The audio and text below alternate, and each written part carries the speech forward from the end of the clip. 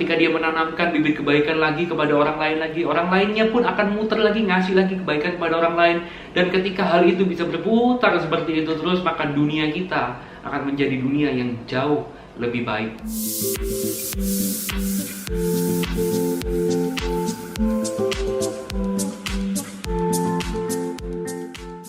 Baik teman-teman semuanya, kembali lagi dengan saya Andi di sini.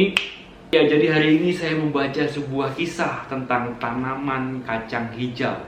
Jadi pada suatu hari ada seorang anak kecil, dia tanya sama bapaknya, tanya sama ayahnya, dia bertanya, Pak, tanaman apa yang kira-kira paling gampang tumbuhnya dan tidak perlu dirawat, tinggal dilempar aja langsung tumbuh?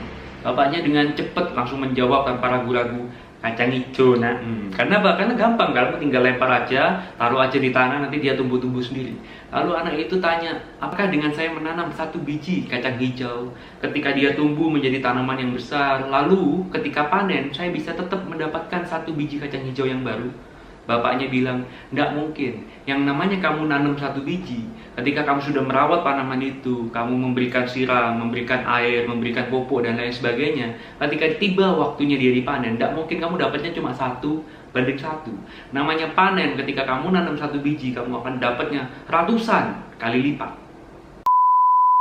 Nah, kira-kira hal apa yang bisa kita pelajari tentang kisah seorang anak yang menanam kacang hijau ini? Jadi sistem mengenai menanam dan memanen ini juga berlaku dalam kehidupan kita sehari-hari. Jadi ketika kita menanamkan satu bibit kebaikan dalam kehidupan orang lain, itu sama saja seperti kita menanam bibit kacang hijau tadi.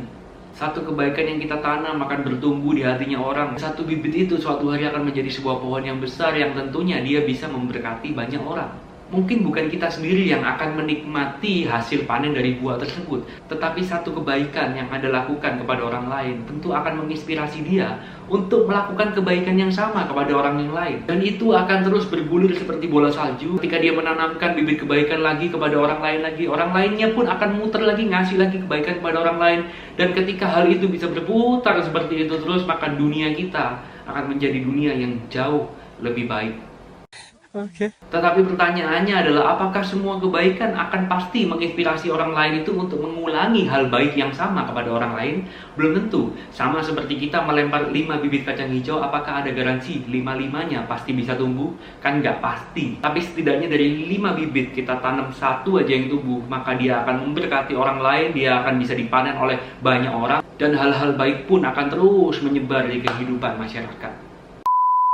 Dan bagi teman-teman sekalian, buat kalian yang sudah menerima bibit kebaikan dari orang lain, lakukanlah hal yang sama, tetapi tidak harus ke orang yang sama. Kalian bisa melakukan hal baik juga kepada orang lain, supaya satu persatu manusia di sekitar kalian semuanya bisa terinspirasi untuk melakukan hal positif bersama-sama.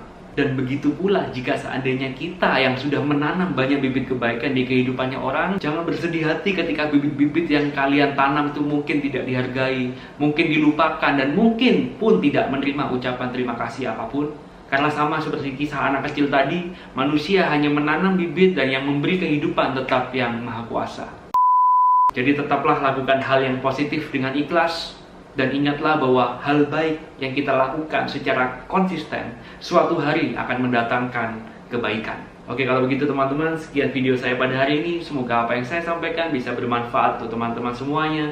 Dan sampai jumpa lagi di episode berikutnya. Bye-bye.